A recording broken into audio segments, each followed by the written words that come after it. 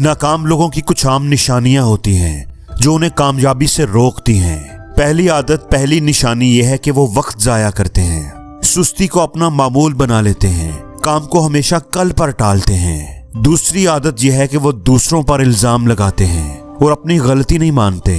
वो अपनी नाकामी को तस्लीम करने की बजाय दूसरों पर इल्जाम लगाते हैं कि मैं उसकी वजह से नाकाम हुआ हूँ। तीसरी निशानी यह है कि वो किसी भी काम में दिल नहीं लगाते, बहुत जल्दी हार मान लेते हैं। मुसलसल कोशिश करने की बजाय एक दो बार अगर नाकामी मिल गई है तो उसके बाद हिम्मत हार देंगे।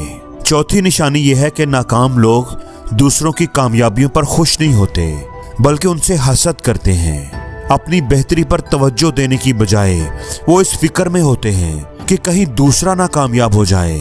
और पांचवी निशानी यह है कि वो मंसूबा बंदी के बगैर जिंदगी गुजारते हैं। उनका कोई क्लियर गोल नहीं होता,